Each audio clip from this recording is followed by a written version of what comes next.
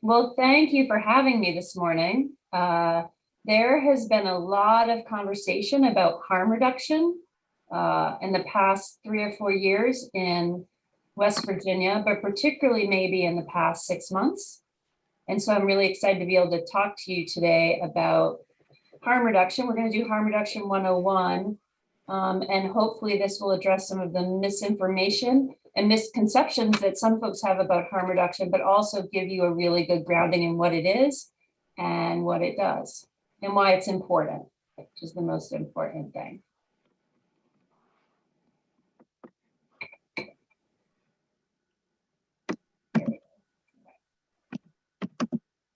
This is the first harm reduction program in the United States. This is Dave Purchase in Tacoma, Washington in the late 1980s. And for those of you who are old enough to remember, when the AIDS epidemic or HIV epidemic started, it was primarily being seen among gay men. But as time progressed, we started to see HIV cases around people who inject drugs as well. And so folks we're learning about how it was transmitted, and it's transmitted through sharing syringes from one person who's HIV positive to another. And so folks started thinking about, well, what can we do for prevention? And one way to do this was to provide sterile syringes to folks so they didn't have to share. So Dave set up a card table in Tacoma, Washington. And the way it worked was you give him an old syringe and he'd give you a sterile one and it would keep your butt alive. And so at the core of harm reduction, it's really that simple. Giving people these tools to help them protect themselves against HIV and hepatitis C and some other things that I'll talk about in a second. So what is it? Harm reduction is a set of practical strategies that reduce the negative consequences associated with drug use. So that's HIV, it's hepatitis C, which is also transmitted through blood, sharing syringes and injection equipment. We don't talk a lot about bacterial infections, but if you work with people who inject drugs, you'll know that they very often have abscesses from using unsterile equipment. That can even be from reusing their own syringes, so we don't like to see that either. Endocarditis, which is an infection, bacterial infection of the lining of the heart and the valves. We see a lot in West Virginia, and that is also from reusing or sharing syringes. And then overdose. Right? So we want to intervene with things like information about overdose prevention and Narcan or naloxone, which is a drug that reverses overdoses, to keep people alive. And so we're incorporating a spectrum of strategies, but we're not looking for abstinence necessarily. We're meeting people where they're at in their drug use and without judgment. So if they're using, we want them to use safer. If they want to start trying to manage their use into something that's more helpful for them, we want to be there for that. And if they want to go into treatment or an abstinence-based program or MAT, we want to be there for that too. So in harm reduction, we're meeting people where they're at in their drug use without judgment, but we're also sometimes meeting them physically where they're at, which I'll tell you about in just a minute. And I apologize, my dog is snoring behind me, but it's better to have him snoring than barking. So you might hear a little bit of background noise. Okay. In my opinion, syringe services, which is the distribution of sterile syringes, is the cornerstone of harm reduction programs. So when I started doing this work 20-something years ago, the term harm reduction didn't even exist. We called it needle exchange. That's what we were doing. We were giving out syringes, people would bring them back for new ones. As those programs started to develop, it was quickly seen that this was a population that we were able to engage. Why don't we provide other services to them as well, right? Because they're coming for the syringes, but there's all these other services that they need, as you well know. And so those other components include safer injection information, how they can inject more safely, given that they're going to be injecting, and reducing other drug-related harms, giving them other sterile injection equipment. So hepatitis can actually be transmitted not just by syringes, but by the cookers and the cottons and the other things that folks are using, even the water that they use for injecting.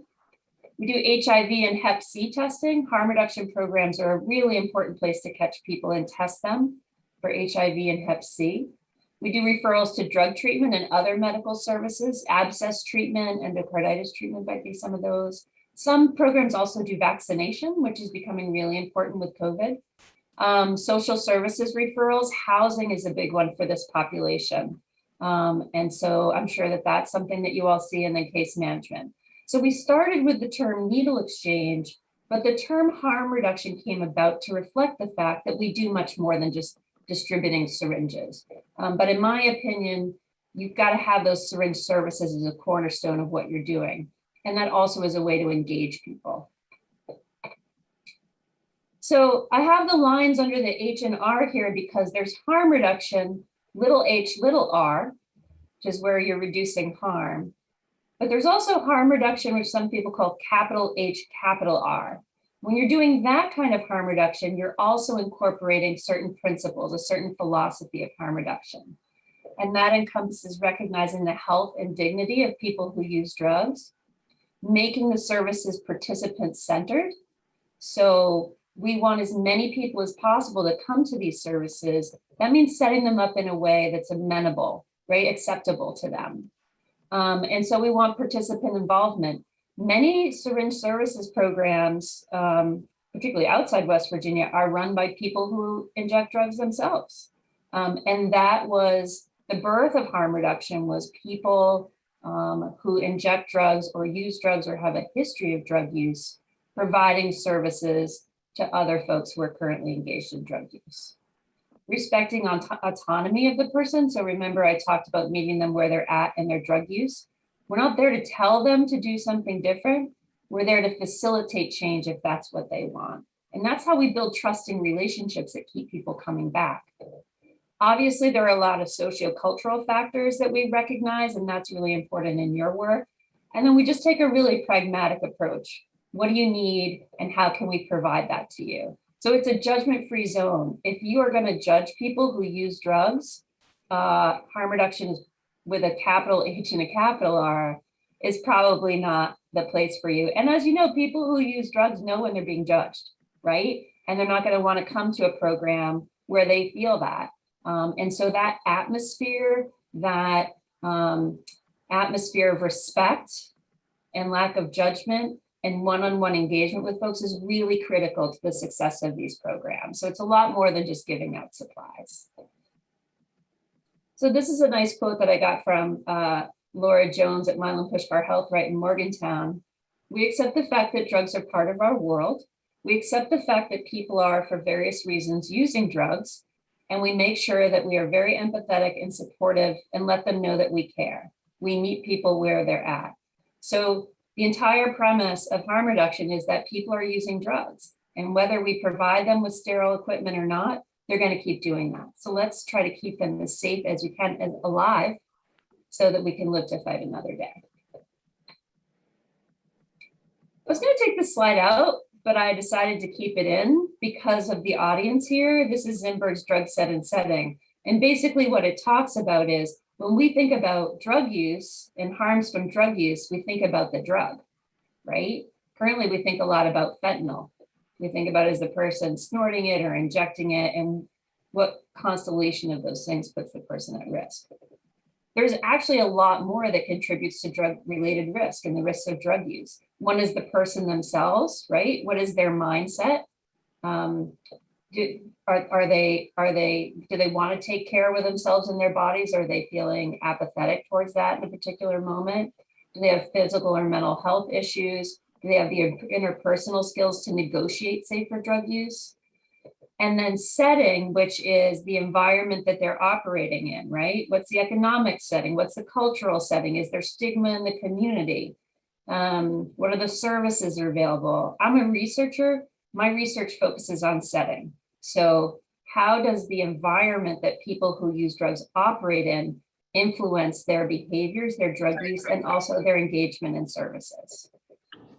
So I kind of like this model because the bad news is that drug use and the risk of drug use is really complex.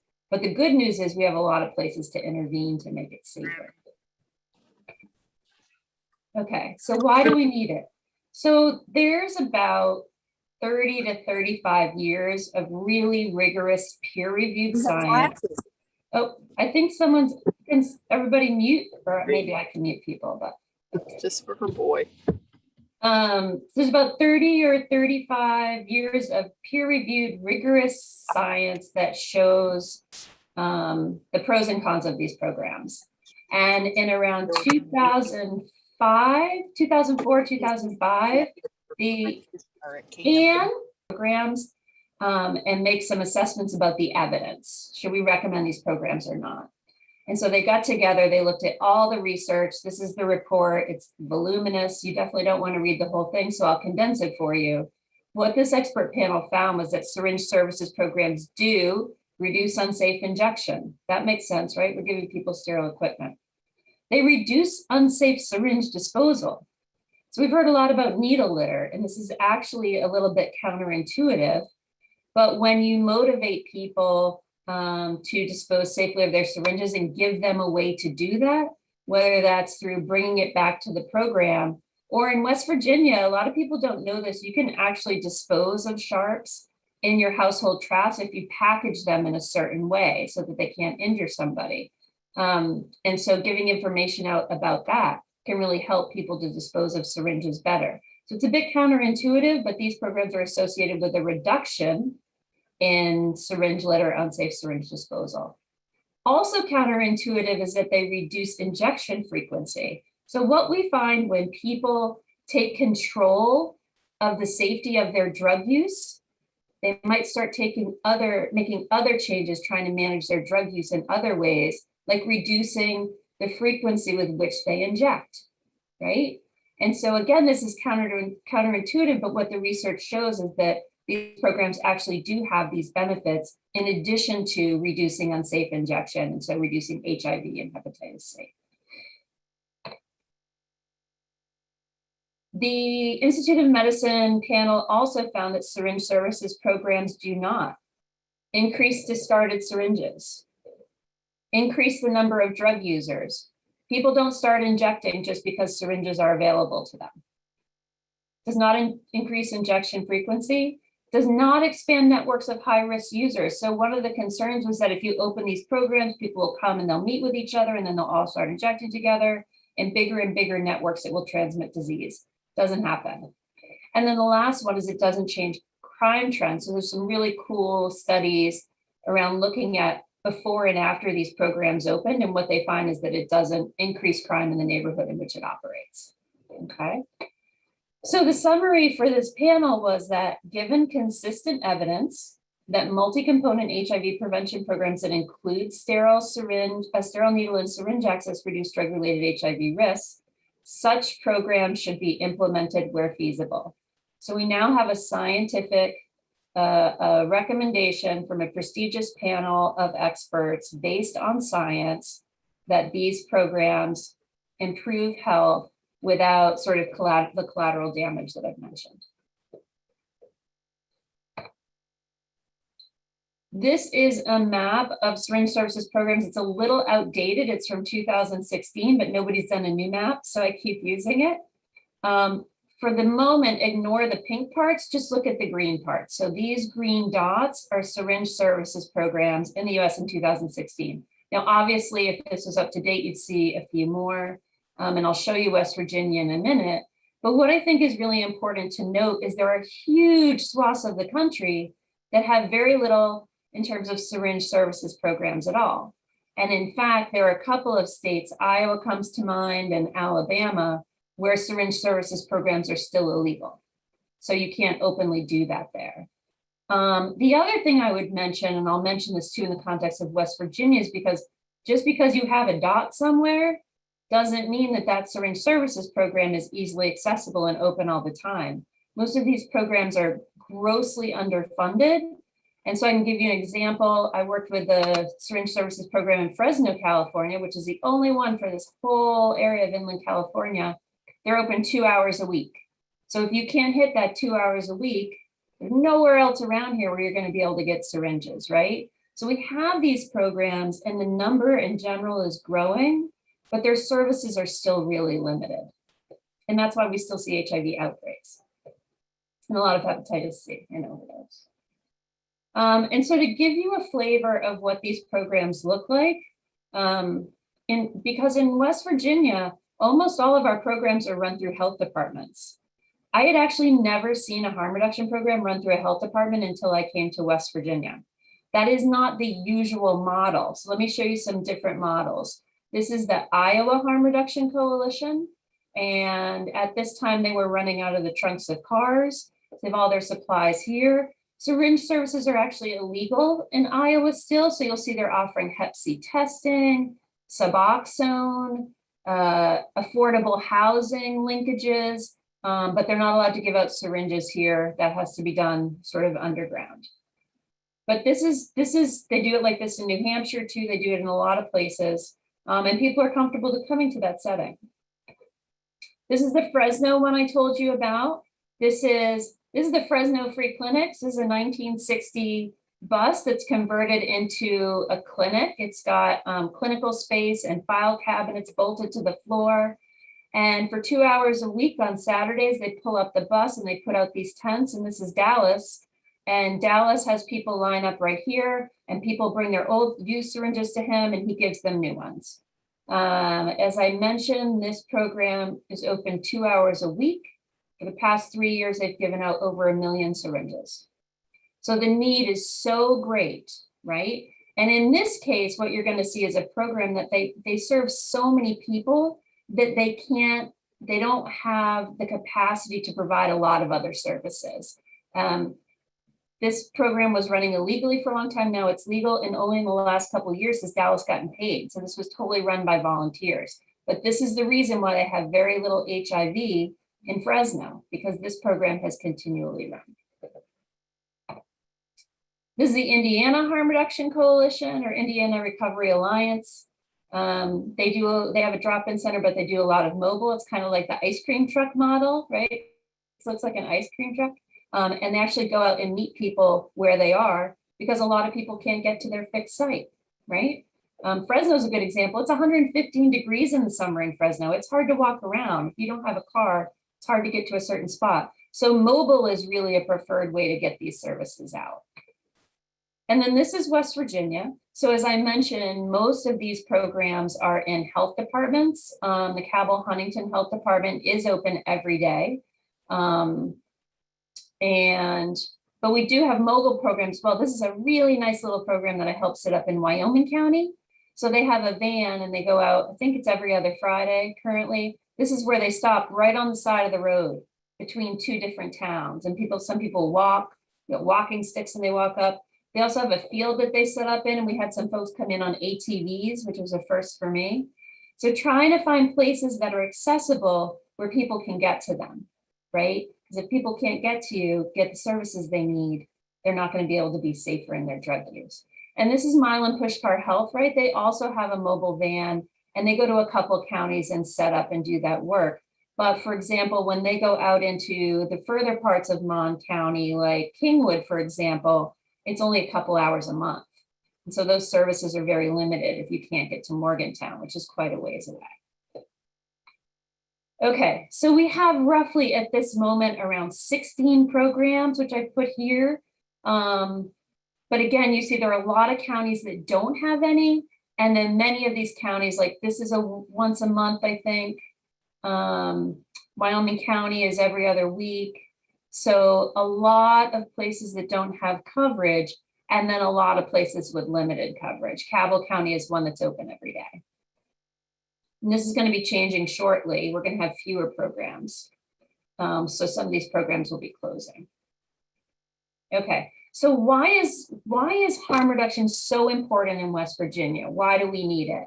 This is an older slide too, but I think it's really useful. So when we started seeing upticks in the misuse of prescription opioids, we also started seeing increases in injection drug use, right?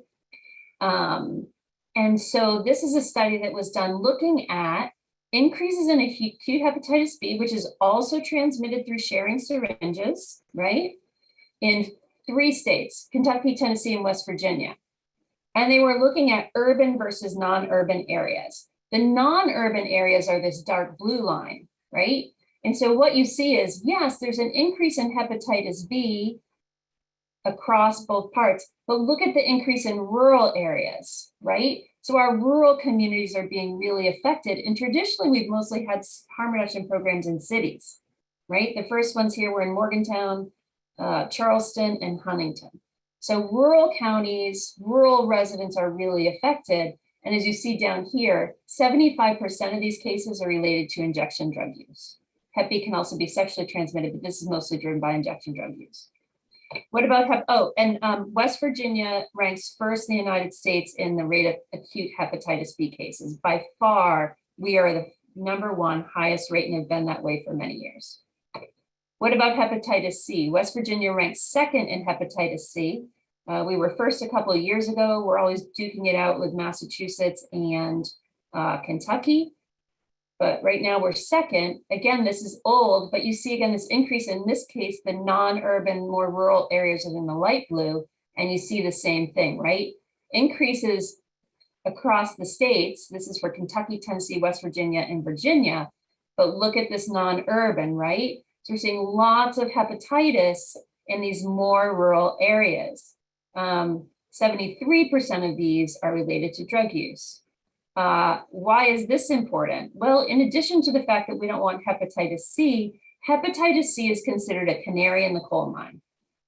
When you start getting cases of hepatitis C, that should tell you that you have people injecting drugs and sharing equipment.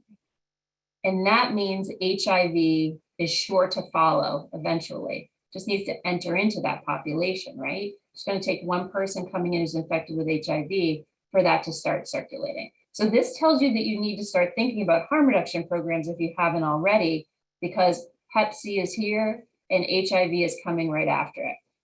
And sure enough, that's what we saw in Indiana. So do folks know about Scott County, Indiana? This was the first large-scale outbreak of injection-related HIV in a rural area. So Scott County has, I want to say it's like 3,000 people. It's a very small county in Indiana. They were seeing Hep C, and then they started seeing HIV cases.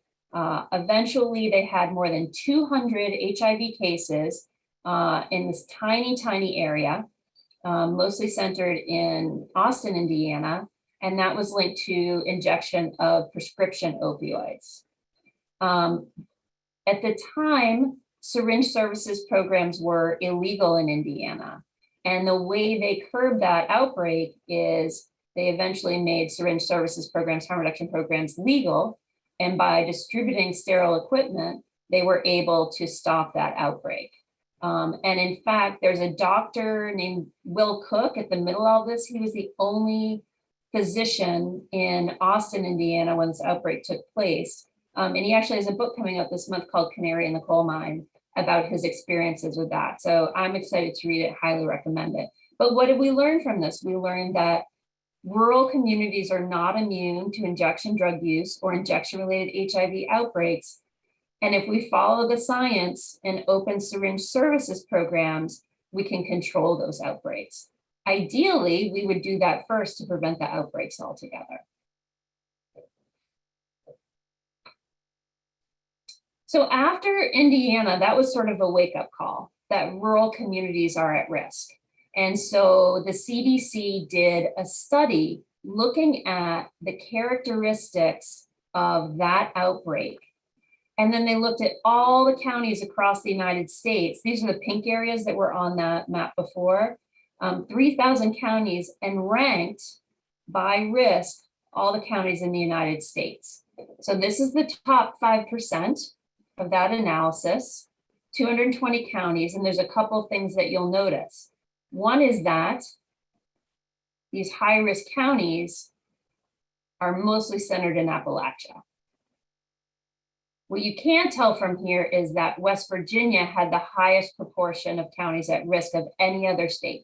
So 51% of our counties were deemed at highest risk by the CDC for an outbreak, just like the one they had in Indiana. So what does that tell us? It tells us that we better get on the ball and start these programs. We're probably going to have an HIV outbreak just like Scott County, which is totally preventable. Okay. And sure enough, right, the canary in the coal mine and all the analysis that CDC did is correct. So this is a recent article that CDC put out about outbreaks among people who inject drugs in the US. And yet you can see that some of them are in cities, right? Philadelphia. But here we've got one in northern Kentucky and Hamilton County, Ohio, which is right near us. And then we have Cabell County here. So from the beginning of 2018 to 2019, that was when the outbreak in Cabell County started. During this time period, there were 82 cases. We're now up over 100 cases. The CDC came in and they've done a lot of work to try to get control of that outbreak. But I will tell you that COVID has drastically reduced the amount of HIV testing that we do. And that means we probably have a lot of cases that are undetected. And I just got a little grant to go down there and do some HIV testing this summer. So we know this is happening, right? They told us it was going to happen, and it's happening. Now we also have an outbreak in Kanawha County. And so the CDC has been in presenting about that outbreak. This is a slide from the CDC when they came and spoke here. I'll boil this down for you. If we took the 5 counties that had the most injection-related HIV cases in 2020, 2 of them are in West Virginia, Cabell County and Kanawha. The other 3 have an average population of 4 million people, okay? So when the CDC came in here, they told us that Kanawha County in 2020 had the same amount of HIV cases among people who inject drugs as New York City. Okay, the same raw number, not rate, but raw number. It's like 36. A county that size, same as Cabell, should have less than 1 a year. Okay, we now have just over 60, it's in my notes, but just I think it's 61 or 63 cases in Kanawha County from 2018 to present, and that number is growing. And again, we haven't been doing a lot of HIV testing in Kanawha until recently. So this is a huge concern. CDC calls it the most concerning outbreak in the US, and I strongly agree with them. And so again, this is why access to sterile injection equipment is so important, because it's the key to stopping these outbreaks. So what did the CDC tell us when they came in and talked to us? They said, sterile syringe services programs are essential for preventing and stopping these outbreaks. And these are the core services. You've got to have access to sterile syringes, and you got to have a way for people to dispose of those syringes, because we don't want them circulating around and people sharing them, right? And then you also want to have all of these other things, referrals to treatment, HIV testing, overdose prevention, naloxone, vaccination, all these other things. But this is your core service. You cannot test your way out of an HIV outbreak. You've got to provide access to sterile equipment, okay? And develop trusting relationships with people in the injection drug using community. And then they say, look to the CDC guidance, because we're not just going to tell you to do these programs. We know what works best in the way that you operate them. So the first is involving people with lived experience in all phases of your design, implementation, and evaluation. The way to get people to come to a program, people who inject drugs, is to include them in the planning. This isn't something where if you build it, they'll come. It's not Field of Dreams, right? You can build a program that you think is the greatest in the world and has all the bells and whistles, but if they don't feel comfortable coming to it, you're not going to have people coming and getting the services they need. As I said, syringe distribution disposal are core services. Syringe distribution should be needs-based. A one-to-one exchange is specifically not recommended. What does that mean? It means that the way that you stop the transmission of infection is for a person to have a sterile syringe every time they inject, so that they don't have to reuse their syringe to get endocarditis, or they don't have to share with other people. So if we have a one-to-one model, if I come into you and I only have 4 syringes, and you only give me 4 syringes, and you're not open for another week, what does that mean? If I'm injecting 3 times a day, that means I'm only covered for a day. And so in order to keep injecting, I'm going to either have to reuse those, but eventually they're going to break, right? Or I'm going to have to share with other people, because they're not going to have enough either. So what the CDC specifically recommends is needs-based. I come in and I say, I'm not going to be back for another week. And I inject 3 times a day. Okay, well, that's 7 times 3. You need at least 21 syringes for me to keep you safe. Okay. And so that 1-to-1 is specifically not recommended by CDC for the reasons that I gave you. This will become important in a minute. They also recommend secondary exchange. So if I'm open 2 hours a week and you're working and can't get to me, that means you don't get any syringes. So what's been shown really effective is secondary exchange, which is that you have people that get syringes not just for themselves, but other people. And that means that somebody who can't get to the program still has sterile syringes. And that's really important in places like this where programs are not open for too long, right? People who inject drugs actually have jobs. They have kids, and they have other reasons why they might not be able to be at a specific place at a specific time. Or there might be reasons why they don't want to be seen there, but we still want them to have sterile injection equipment, okay? And so these are practices directly recommended. So 2 goals. We want to expand access as much as we can. We want to get people in the door. That's critical. And then the second thing is that we want them to have enough syringe coverage to have a new sterile syringe for every injection, okay? If we don't have access, we're not reaching enough people. If we don't have coverage, even the people that we're reaching are not getting what they need. And you definitely don't want to have low access and low syringe coverage. Okay, so this is the formula. Okay, so what are we doing in West Virginia about these outbreaks? Senate Bill 334 passed a couple of months ago, and was signed by the governor as now law. This is a law that drastically restricts these programs. So really what it does is the opposite of what we just talked about, right? We want to be expanding access and expanding syringe coverage. But this law does the opposite. So a couple of highlights. It requires city and county approval and state licensure of syringe services programs. None of those things were required before.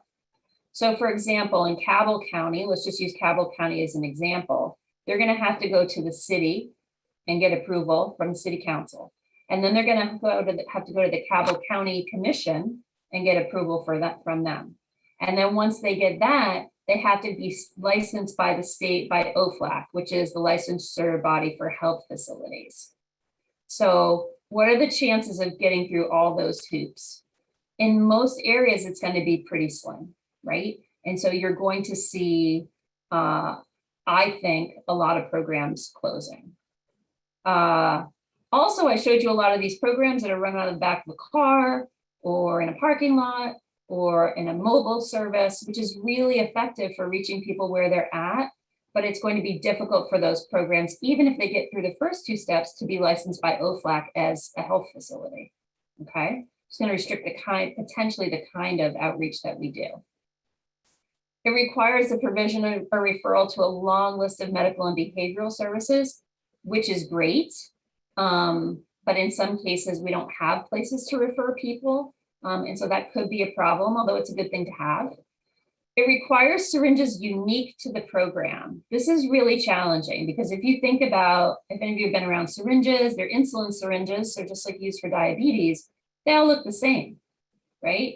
Company makes them look the same for everybody. This says that if we need to be able to know that that syringe came from your program, which means individually tagging them or doing something else that's not really feasible, particularly if you're doing a large volume. The next one is a killer, requires West Virginia ID upon dispensing of needles. So if I come to you for syringes and I don't have a West Virginia ID, I'm not going to get any syringes. A lot of our folks do not have ID. Most of the cases of HIV we found so far in this population are among folks that are homeless, okay? So they have a lot of difficulty keeping their possessions. And so there have been ID requirements put in. Cabell County did when it reduced their participation in the program by half. So a lot of people, and particularly the very high risk people, are not going to be able to access the programs that remain with us. And then the state model requires a goal of 1-to-1 exchange. What did we just say from the CDC? That is not recommended. So my opinion about this law is that it's going to reduce the number of programs we have. It's going to reduce the number of people who can use the remaining programs because they might not have an ID. And then once they get in the door, it's going to be more difficult for them to get the number of syringes they need. So all around, sort of the opposite of what we know we should be doing to respond to an outbreak. Charleston has gone even a step further. So we have the state law now, which goes into effect, part of it July and then part of it the beginning of next year. Charleston has already gone into effect. So Charleston City Council voted on an ordinance that more or less, the programs are already covered by 334, but they made it even stricter. You have to have a public meeting if you want to have a program before it can be voted on by the city council.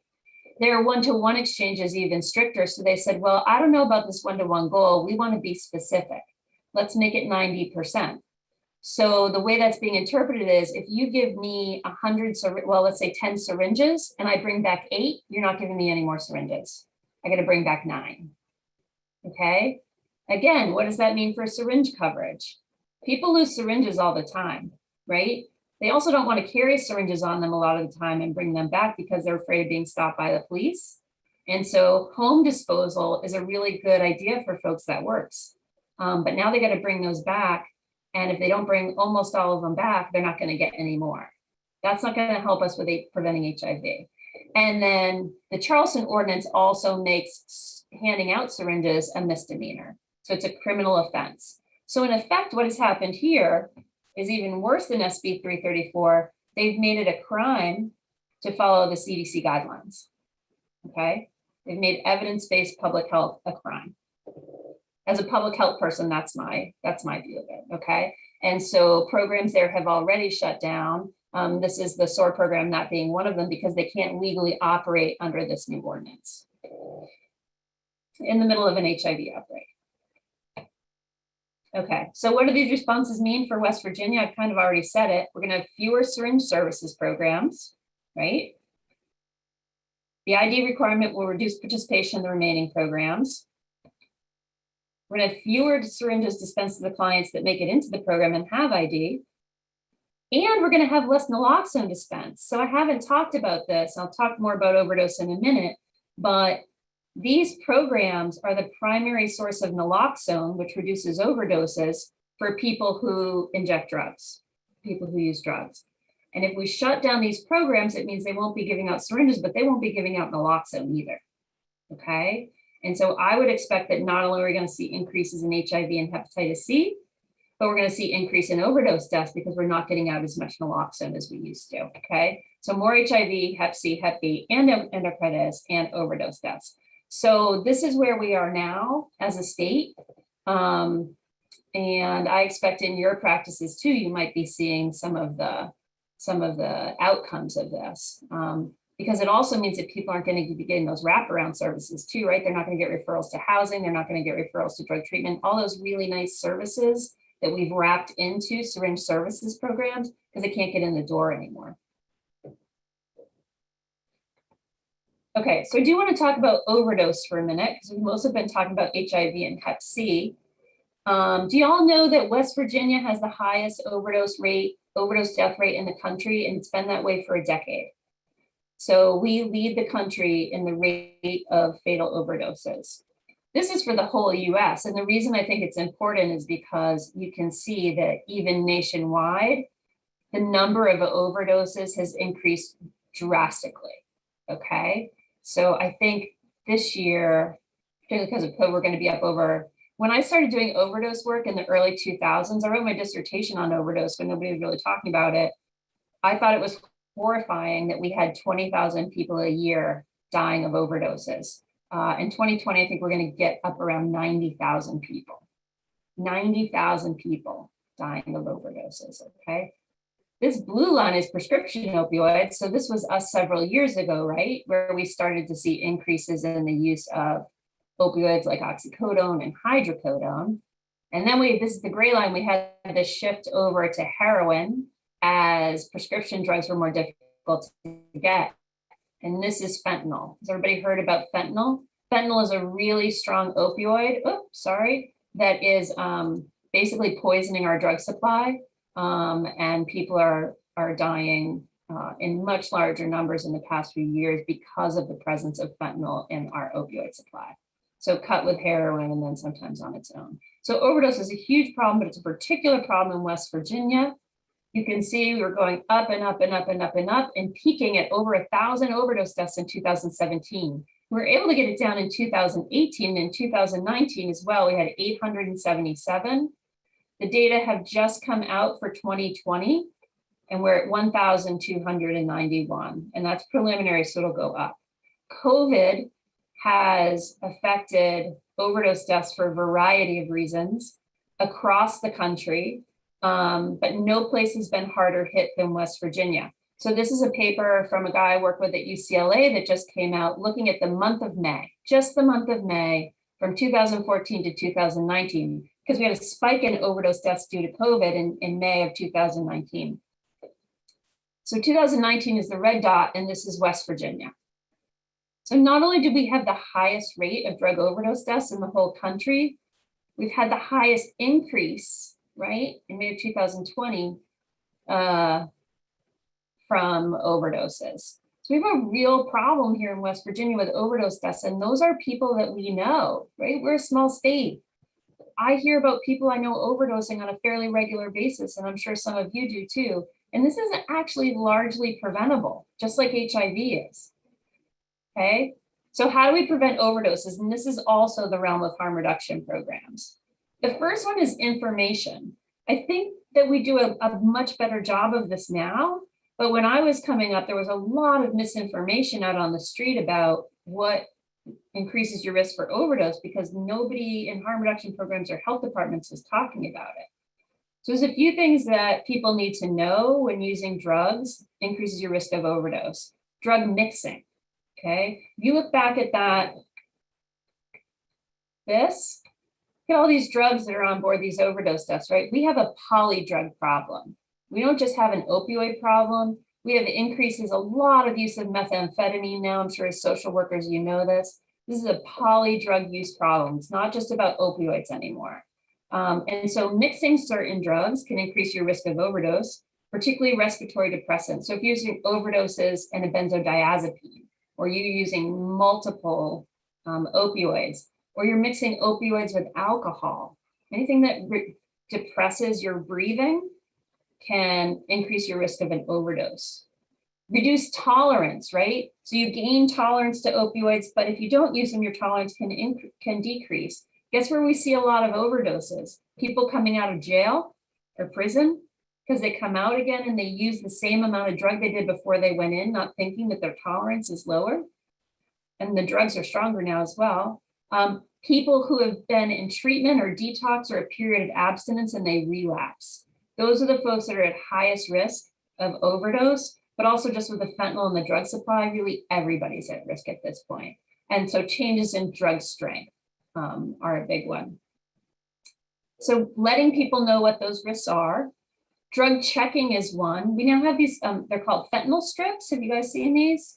Harm reduction programs give them out. It's a little, it looks like a what were those things you used in like high school science, like a litmus paper. And you put it in, you mix up the drug and you put it in, it'll tell you if there's fentanyl in it. And there's actual scientific research that shows when people know that their drug supply has fentanyl in it, they'll take steps to be more careful, right? It can save their life. They might use a little less, they might test it first, they might just use something else. But drug checking is really important. And there are some harm reduction programs that now have mass spectrometers and will actually test people's drugs and be able to tell them how much fentanyl is in it. Provide overdose response and training. So we want people to know what the appropriate response to overdoses are. When I was doing my doctoral training, people in Baltimore would say, oh yeah, I throw water on them, or I inject them with salt water, or I inject them with milk, or I stick pins under their fingernail, like trying to wake them up. A lot of those things are extremely dangerous. Put ice on them, right? If the person's not breathing and you're doing those things, you're not helping. But people can't do the right thing if they don't know what it is. So we talk about what's the appropriate response. And the appropriate response is 911, rescue breathing, and you want to have naloxone on you. So naloxone is this drug that This is Narcan. You squirt it up the person's nose, but it reverses the opioid overdose. It's really that simple. And so if any of you ever done this before, a lot of times the person will wake right up, right? It's like a Lazarus drug. And so we want to have this Narcan spray or some form of naloxone, there's also an injectable version, in the hands of as many people as possible. If you don't have naloxone or know how to use it as a social worker, I really recommend that you get some. We have a standing order in West Virginia, which means that you should be able to go into any pharmacy without a doctor's prescription and buy naloxone. And you should be able to charge it to your insurance. The majority of pharmacies in West Virginia do not have it. You should go in and tell them to order it. You can't find it that way, call around and see where you can get it in your community, but everybody should have this. You never know when you're going to come across someone who's having an overdose, and there's nothing worse in the world than being at an overdose and not having this medication. You feel really helpless. Okay, so I highly recommend that everybody here, there's like 200 and something of you, want 200 and something more people to have Narcan in the next few weeks. And just lastly, you don't need to read this, but the science around naloxone is pretty conclusive. So this is a study by Dr. Wally, who's someone I work with in Boston. And what they did was a study, they pushed out all this naloxone through harm reduction programs and through family support groups. They actually have a really nice network of family support groups for families of people who use drugs and use opioids in particular. And they pushed out naloxone through these groups, those being two really high priority groups for naloxone. And what they found is that in the communities where they did this naloxone rollout, there was a community level reduction in the overdose death rate, right? So at the community level, it brought down overdose deaths. And the communities that got more naloxone had a bigger reduction in deaths than the ones that had less naloxone. So we know that the more of this stuff you push out, you can really have an impact at the community level on overdose deaths, which is something that we really want because these are people that we love and we want them to stay alive. Okay, so we're gonna have plenty of time for questions. My goal in doing this presentation was to give you an idea of what harm reduction is, what good harm reduction looks like, and to give you the information you need to dispel any misconceptions or misunderstandings about harm reduction. So I'm going to list some myths here. Providing syringes to people who inject drugs enables drug use. We now know that's false, right? Providing syringes to people who inject drugs enables safer drug use that we know is going to happen anyway, okay? It's not enabling drug use, it's enabling safer drug use. In all my years of doing this, I have never met a person that said, if I didn't have this syringe, I wouldn't inject drugs. It doesn't work that way. Having a syringe exchange will bring more drug use, discarded syringes, and crimes to our community. The Institute of Medicine report tells us that that is not accurate based on science. Naloxone leads to riskier opioid use. So have you heard this? People get naloxone, they're going to start engaging in riskier drug use, they're going to use more drugs to get more high, and then they know the naloxone is there. Patently false. People who inject opioids do not want to be revived with naloxone because it puts them in withdrawal and it's really unpleasant, okay? Nobody uses naloxone for fun. The only thing it enables is breathing, okay? There's no point in reviving people with naloxone because they'll just keep using drugs. How many people do you know that were revived with naloxone and at some point eventually went into treatment, stopped using drugs, and got a job, and provided for their families?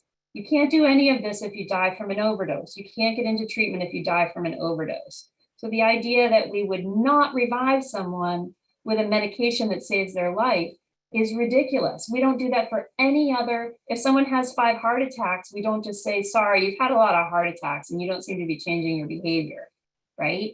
So we're not going to call the ambulance anymore. It doesn't work that way. So all of these are false. I hope I've given you a foundation to be able to talk about this with people who might oppose harm reduction, or maybe you opposed harm reduction before this, and I hope it helped you see why these programs are really important. And that's all I have. And we have like half an hour for questions. I'm very happy to take those. Okay, we do we do have a lot of good interaction going on in the chat room. Oh, great. Let me exit to get to some of these questions. Are you going to read them to me, Joe? Is that the easiest way? Yeah, to do and it? I may just go ahead and ask some of the people to ask their questions. Deborah Beatty, you had one right at the beginning here about I'm getting to it. Do harm reduction programs in West Virginia offer a wider range of harm reduction tactics beyond syringe distribution? That was from Deborah Beatty. If you want to elaborate, Deborah, that would be fine. I know what the program is, the license program in Charleston and also the grassroots program. I know what their arrays are, but I wondered about like the Wyoming County, the Milan Puskar, however you say that, in Morgantown. You know, what their array are. Do they offer a whole range? Yeah, so it depends on the program. Some will offer some things and refer to others. Some have the capacity to do more. So the Milan Pushkar Health Right in Morgantown is a clinic. So they can provide things like vaccination and COVID testing. And they have a pharmacy and some mental health services. So they provide a lot of stuff, but the things that they aren't able to provide, they'll refer out to. They do some drug treatment now, but they would mostly refer out for drug treatment. Wyoming County is the same. If they have services, for example, I know they do birth control services at the health department. They do vaccination on the van. They do HIV and Hep C testing on the van. So there's a lot of things that they'll provide there. The things that they don't provide through the health department, for example, drug treatment, they'll refer out, although the opportunities for drug treatment are very limited in Wyoming County.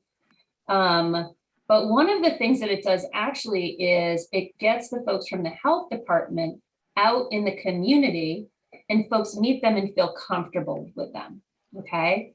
And so they might not be comfortable just going to the health department, but now that they've met the nurses on the van, it's like, oh, I need this other thing too. And they say, okay, like, can you come at this time to the health department and you'll see me, I'll be the person you see, and I'm not a stranger. And so people feel more comfortable going. So part of it is they will provide those services or refer, but they're also building this relationship where they're not judging people. People feel comfortable with them. It's like, you've come to me, now I'm willing to come to you. Okay. Someone also, Selena asked a question. How hard has the outreach been with the COVID pandemic? Have you seen a decline? That was from Selena. Yeah, so this is another reason why having harm reduction programs run out of a health department can be very challenging. Because when COVID started, a lot of the health departments had to shift to concentrating on COVID. And I think you all know almost all our health departments are drastically under-resourced. So for example, Wyoming County has 3 paid people, I think, full-time. So some of the harm reduction programs had to stop. Some of them closed down because of transmission concerns. Some of them had to close down because they had to shift personnel to doing COVID outreach and COVID testing. So there have been shutdowns of some programs, not others. But we also had people who needed the services that weren't going out as much.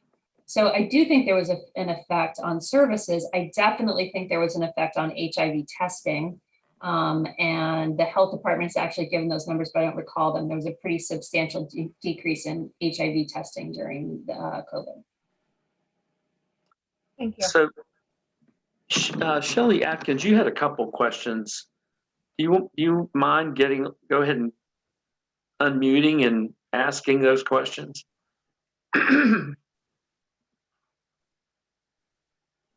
If you're able. Who was that? Shelley Atkins. You, Oh, that was Shelley? me. Okay, hold on. I want to go back up and find my question because it was lengthy. Yeah, it was one of those I can read it. Someone who's worked extensively with parents who struggle with addiction and have CPS cases. I provide parenting, adult life skill education. I find extremely frustrating when I see and hear people saying such negative and derogatory things about addiction addicts and programs such as needle exchange. Does anyone have any suggestions as far as how we can help educate others so there is greater understanding? Yes, that's my question. That's a really difficult question. I mean, I think some of it is just what we did today, is really understanding these programs and what they do. One of the things that I've seen, I'm doing an increasing amount of work with women who inject drugs and are also engaged in sex trade. And one of the things that keeps women away from these programs is CPS cases, right? Particularly if you're requiring an ID. So I can't tell you how many women I've met who need these services and will not go because they're afraid it'll affect their ability to keep their kids. And so I don't think we've done a great job in West Virginia of really focusing on the special needs of women. Or parents, but yeah. Or parents, yeah. I know there are a lot of issues around CPS. I was reporting back many cases where folks were telling me that the court was telling them they had to go off Suboxone to visit with their kids or get their kids back. Suboxone is an evidence-based treatment for substance use disorder. Okay. It is, in my opinion, I'm not a social worker, this is my personal pseudo-professional opinion. It is safer for a child to be with a person who's on physician monitored Suboxone treatment than someone who's using heroin, right? So I'm really glad you brought up CPS because that does complicate things. And we do have a ton of stigma around this issue. And as is evidenced by the laws and ordinances that I just showed you. And I think it's all of our responsibility to try to address that when people make stigmatizing comments or uninformed comments. Mm-hmm. A lot of times that's just what their understanding is, and it's not accurate. But a lot of it is rooted in stigma against people who use drugs, for sure. Yeah. I mean, I have seen people abuse Suboxone, so I can understand why some judges kind of have that opinion of it. But I think too, being told by the courts, speaking of that, I think there needs to be more communication with the legal system and with the court system so that the judges are understanding and aware of the treatments that are out there, and the evidence and what people are doing. Yeah. Because we want people, particularly parents, to have the most effective treatment we can possibly give them. Yeah. And well, and I'm that person, I'm that buffer between when I start seeing people, I'm contracted. I'm like, I am not CPS. I cannot fix this. I don't make decisions about your children, but I can help you do the things that they're telling you you have to do so that you have a chance. So I'm that liaison, I'm that buffer. Yeah, this brings up another really important point, I think, which is that I think we're moving in West Virginia to more of a medical model of harm reduction. And as many as you know, many people who inject drugs in particular have had very negative experiences with the healthcare system. And so when you put those services in an environment that they are not comfortable with, they're not going to go. I've done research on people being hospitalized and what that experience is like for them. And so I think moving towards that model is not going to serve us well. No, they do respond much better. Me going to their house. And sure.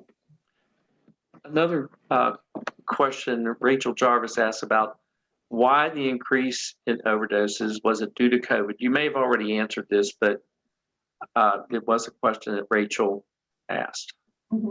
So why did overdoses go up during COVID? Yes. Yeah. I am not well versed on this, and I don't think that we really know for sure. But anecdotally, what I hear is that isolation was not good for a lot of people who are in recovery, right? Community-based, group-based recovery. And so we had a lot of relapses. We had harm reduction programs closing down, and so we may not have had as much naloxone go. We also had a lot of people using alone, right? Because people were isolating due to COVID, and no one can respond to your overdose with naloxone if you're using by yourself. And so one of the things we always tell people is use with someone else. Make sure you have a plan if someone overdoses.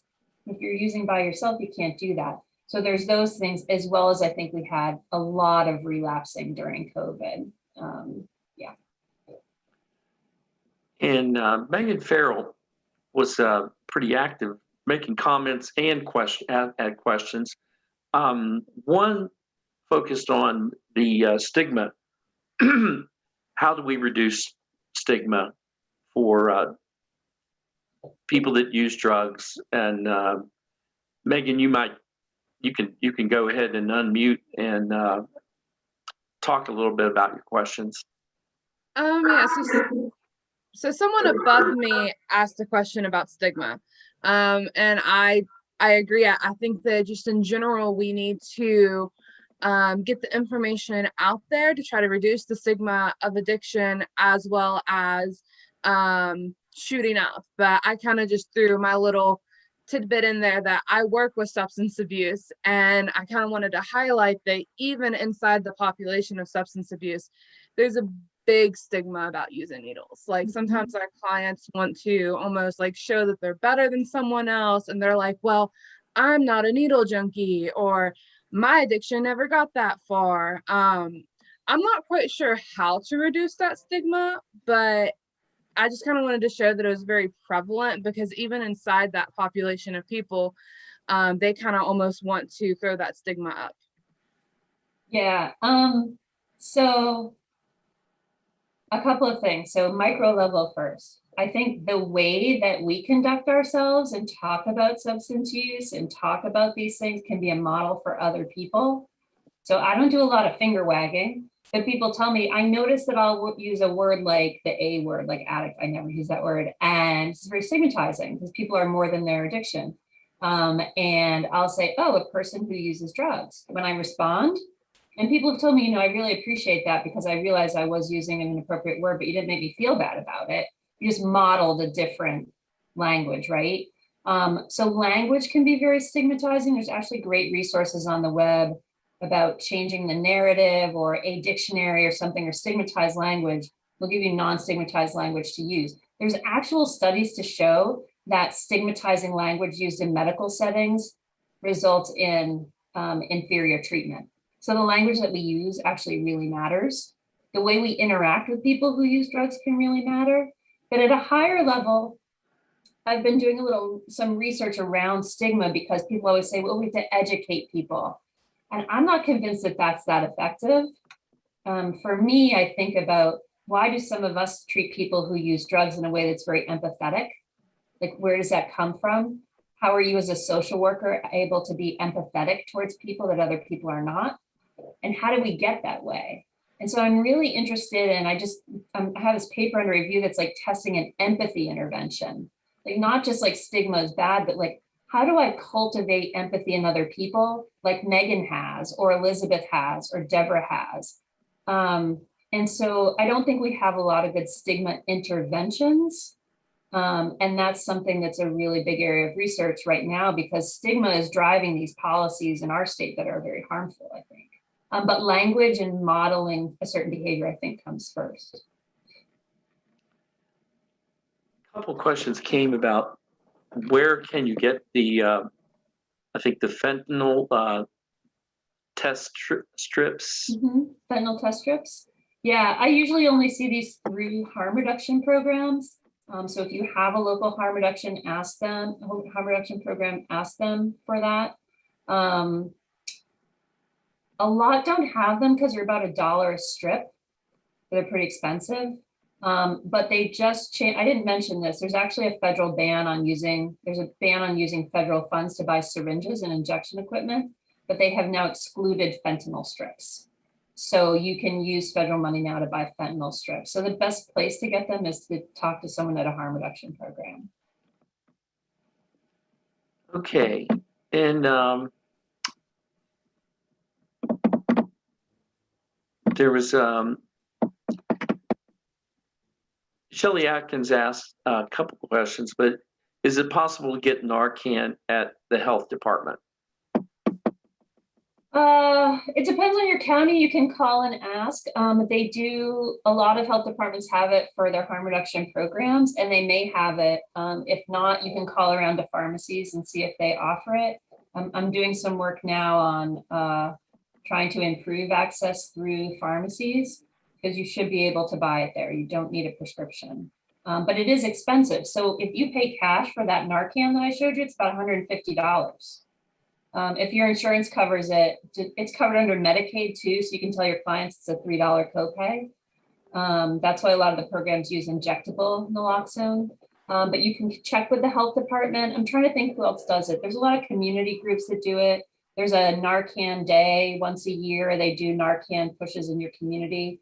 So just call the health department, I think is the best way. Other people may have suggestions and do it that way. See, it shouldn't be that hard. It shouldn't be that hard to get.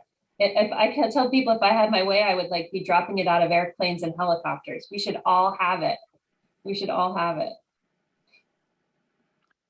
So there were several questions about Narcan. When some ODs, do you sometimes need to use more than one Narcan syringe or dose? Yes. So if you were to get that box of Narcan, there would be two doses in it. So you shoot it up the person's nose, and then you wait a few minutes. If they don't come to, you shoot it up the other side with the second one. Particularly with fentanyl, it's sometimes taking more than one dose, but it does take people a few minutes to wake up sometimes, and that's why we teach rescue breathing, so they can keep getting oxygen during that time. So it is starting to take an increasing number of doses, but there's 2 in every package. And some places give out 3. And along the same line, does nasal Narcan harm someone if they get too much? So Narcan, if one of us, like if I were to use it, I'm not using opioids right now. If I were to use it, it would have absolutely no effect on me. So what Narcan does is it adheres to the same receptor as morphine, your mu receptor, but it's stronger. So if you've got heroin or some sort of opioid on those receptors, it goes in and it kicks it right off. That's all it does. So if I have opioids, my system is going to do that. If I'm in withdrawal, it's not going to hurt me to get more. If I'm overdosing and you give me Narcan, it's not going to hurt me to give me more medically, but it's going to hurt me because the more I have in my system, the worse the withdrawal is going to be. And so you will not make friends by giving people who overdose more naloxone than they need. So it's really hard in an overdose because it's really scary and time is running by and you want to give that second dose, but you will precipitate more withdrawal. And someone's saying, Deborah's saying it doesn't work on other drugs.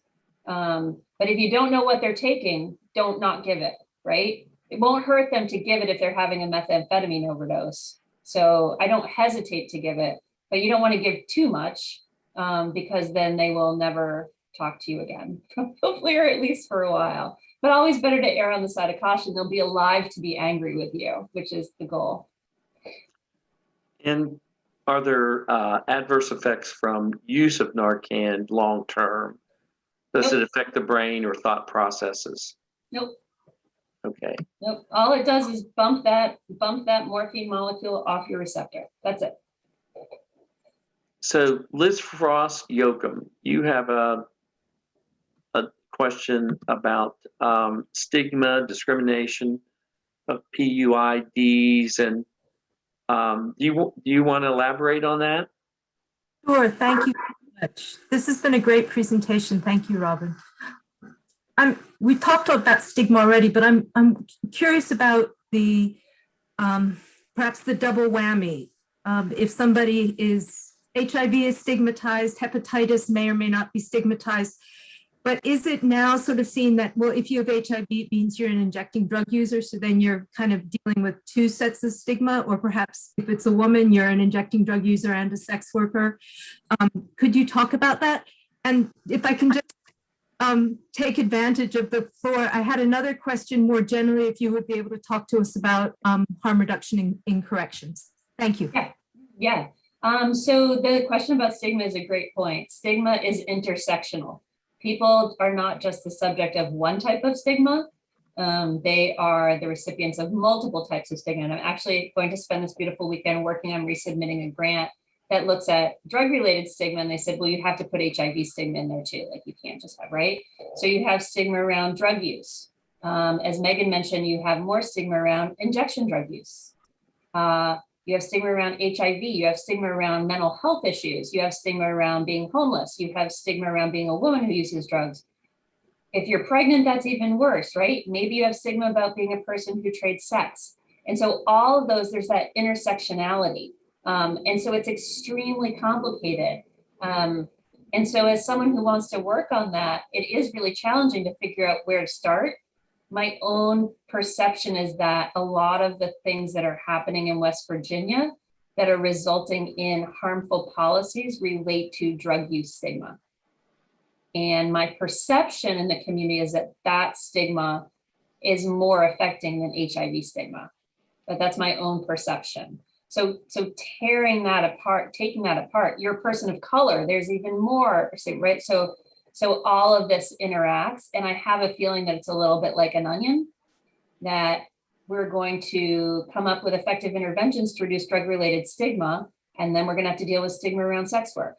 And then we're gonna have to deal with stigma around being a woman who's, and it's gonna go on and on and on, but we have to start peeling that back a little bit. And then the second was about harm reduction and corrections. There isn't any. So in Europe, they do have access to, some places have access to syringes and naloxone. I know that they do have overdoses in correctional facilities in West Virginia, and those are responded to by staff. I spent a fair amount of time, and there's someone else on this call that I was working with, trying to get Suboxone into the correctional system, because at least at that time, a couple of years ago, people would come in and be on Suboxone, they would just take them off because it wasn't allowed, right?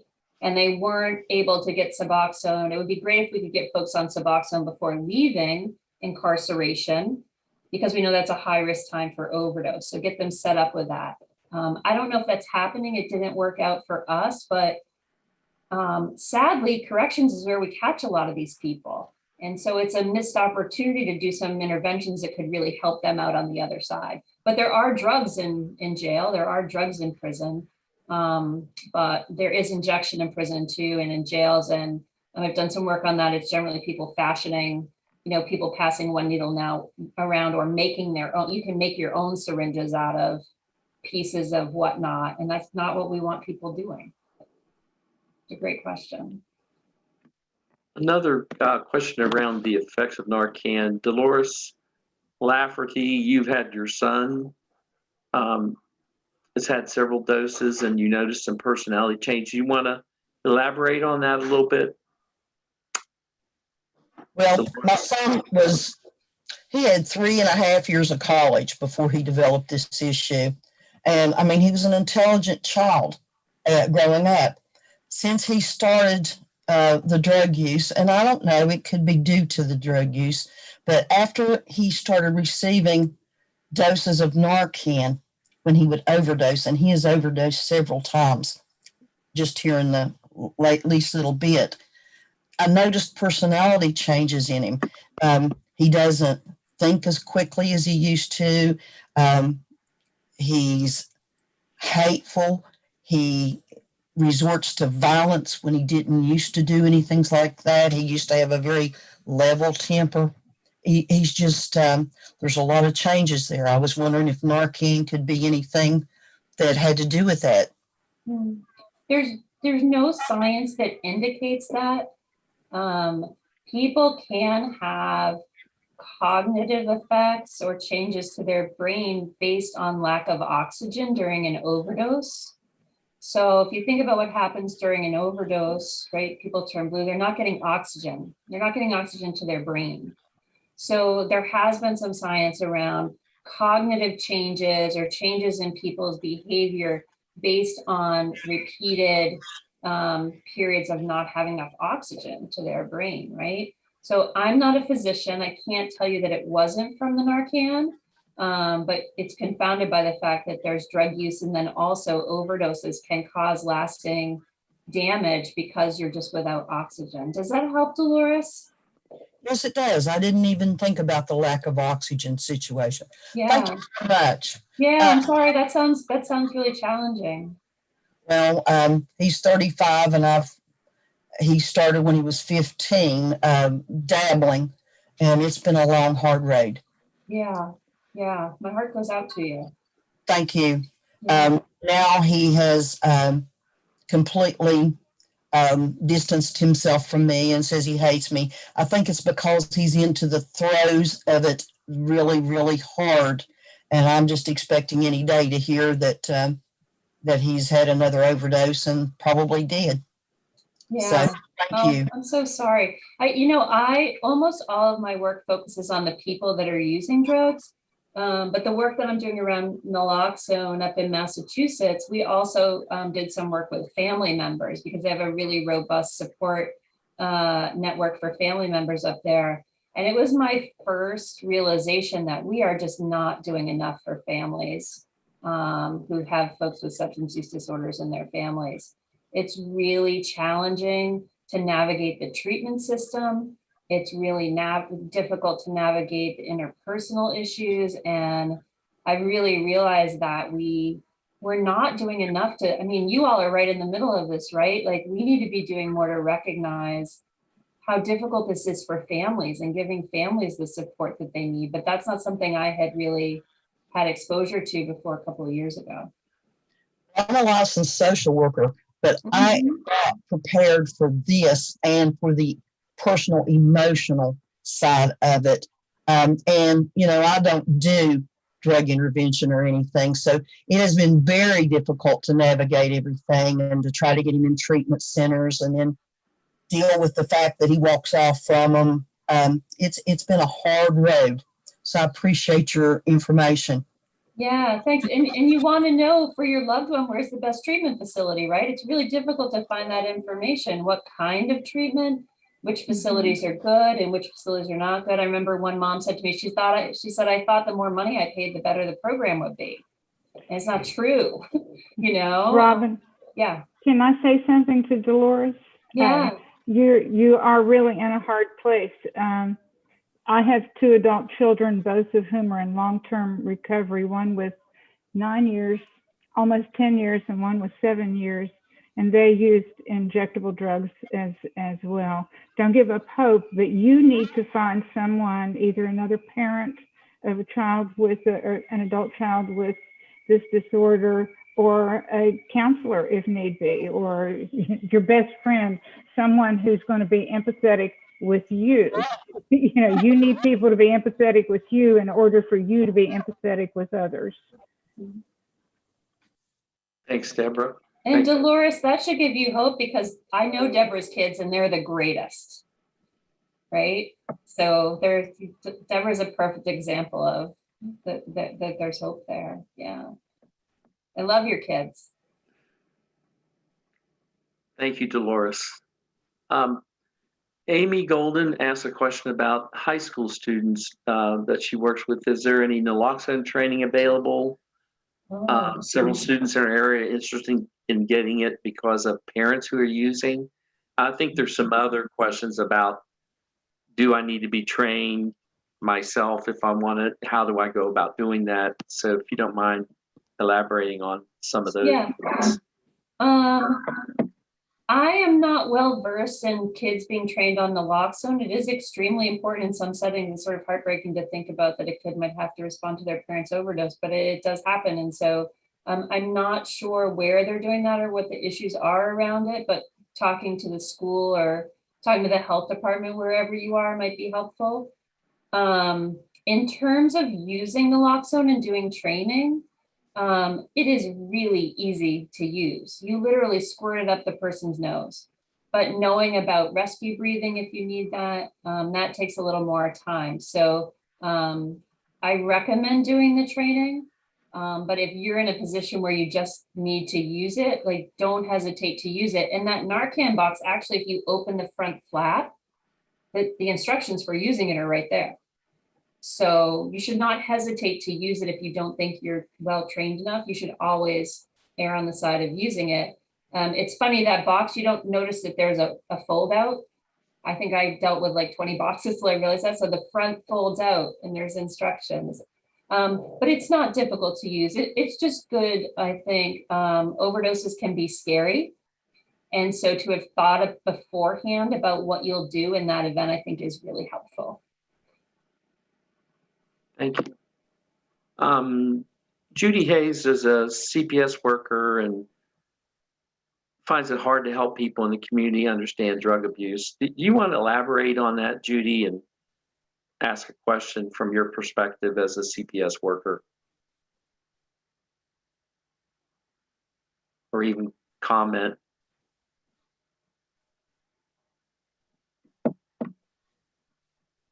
Oh, well. She was basically saying it's harder when some of the people in the programs in the legal system that are supposed to help others don't understand addiction. And then another person made a comment about have had patients involved with CPS and they've been reported they've been asked to come off of Suboxone. Yeah. So do you have any comments about those kinds of circumstances that people run into? Yeah. So that should never happen. The way it's been handled here, when I've been I know it's happened at WVU because I'm in the psychiatry department, is the physician will write a letter to the judge explaining the treatment and why it's so important that the person stay on it. And I think that's the major thing, is just trying to get letters in. If it's the judge, I have heard of CPS workers telling people they had to go off it. And in that case, we identified supervisors and made sure that that was corrected.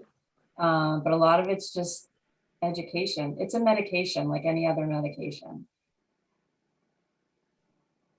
Megan, do you want to make a comment about the need for counseling and treatment alongside of Suboxone or methadone?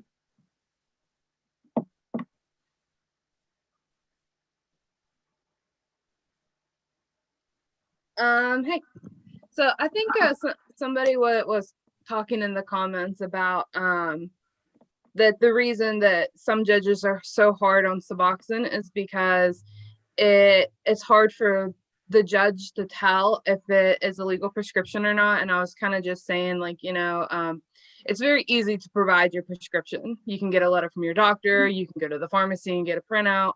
But also, when we think about it, it's medicated assisted treatment. The medication is important. It can stop withdrawals. It can, reduce cravings. I'm not trying to minimize it, but it is to assist in the treatment where you learn to change behaviors, where you learn coping mechanisms, where you learn to identify problems. So I was just kind of saying that the medication alone is not the treatment, that it's very important to get in that counseling, that it's very important to, learn new coping skills and everything that they need in order to completely change their life and to experience true recovery. Yep, agreed. Okay. John Kelly, what positive, negative consequences or benefits of harm reduction programs have you seen that was not initially thought of until after it was implemented? That was not initially thought of. Either positive or negative consequences or benefits that were not initially understood, maybe until after it was implemented.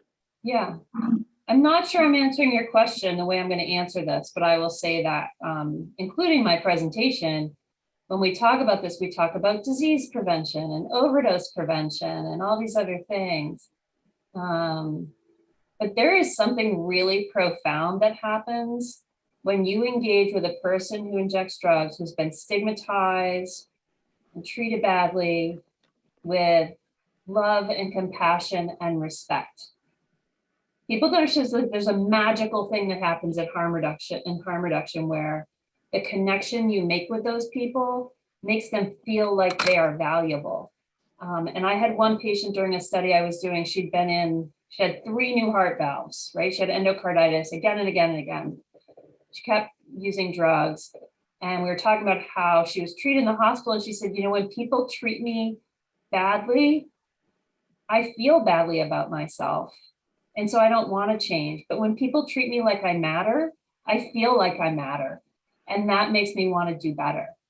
And so just in the way that we interact in these programs, by saying like, we're glad you're here, we respect your decisions, and the only thing we want to do is give you tools to stay healthy and treat you with respect, a lot of things grow out of that. And my fear is that in West Virginia, by focusing on the mechanics and the licensing and all these things, that part is going to be lost. Because what we're really saying is, we're going to build programs that we're okay with, and you're either going to come to them or you're not. Versus this is a program that we made with you in mind. And whether you have ID or you didn't bring back all your syringes or whatever, we're really glad you're here. Tell us what we can do for you today. And that makes people want to come back. And I personally believe that it's motivating. It motivates them to change their behavior. And so I worry that that's going to get lost. But that's something that I didn't really recognize until I started doing this regularly and over a long time. Just one more story. I volunteered at the Fresno Exchange a lot. And this woman would come through. She always looked really well put together. A lot of folks who serve her home, she always really well put together. Her makeup was nice. I could tell she was trying. So I'd see her, I'd be like, I really like your dress. Like, that's a great dress. Or you look really nice today. And one day she came through and I said, you know, you always look so nice. Like, you're best dressed at the Fresno Meal Exchange. She just burst out crying. I was like, oh my God, what do I do? She's like, you know, I take a lot of pride in my appearance and nobody ever says anything. You're like the only one that says that to me. And like, it mattered, you know, since you would bring me cups of water, make sure I was okay. But like, being the person that treats someone that way is really powerful. That's my favorite thing about harm reduction. There were a couple of comments, and I know we're going over time, so we probably need to stop soon. But any comments about how do we go to our legislators in our communities back home and tell them about and educate them, because they didn't get a good education when they were together in Charleston this last year. And Yeah. so, do you have any parting comments about how people can go and work with their? I found my science unpersuasive. So it's a great question, because it's really up to people in the community to say that these are programs that we want. And not just to the city councilors or politicians, but to your neighbors. Because one thing that made a big difference is people were coming in and saying, we don't want these programs. And so I think we can all help by talking to our neighbors, talking to people in the community, and also going to, you know, decision-making bodies and saying, these programs are going to save the lives of people that I care about. I want this program in my community. And I'm holding you accountable for doing what the science and my humanity tells me is the right thing to do. They're tired of hearing from me. They're tired of hearing from Deborah's daughter. They want to hear from a lot of people. And I think you as social workers have special power, right? Because you're dealing with folks who are vulnerable and disadvantaged every day, and you're professionals. So I really encourage you to get involved and have these conversations like we're doing today. Thank you, Robin. We really appreciate it. There's a lot more questions, and just people can save the chat if they know how to go down to the chat room, and there's the 3 little dots, and you can save the chat, because there's a lot of questions in there, a lot of other comments. So, Danny or Danielle, do you want to close us out? Can I chime in just 1 second? I'm sorry, I've included it in the chat, but I just want to point out to anybody who is working with someone who is in an MAT program, who is prescribed Suboxone in a legitimate clinic, there is an agreement between the U.S. Department of Health and Human Services and the state of West Virginia that indicates any discrimination based on MAT status is covered by civil rights protections, and no judge, CPS worker, parole officer, probation officer community corrections officer can require anyone to come off of MAT. Thank you. I didn't know that actually. Thank you so I much. shared the links in the chat. Thank you.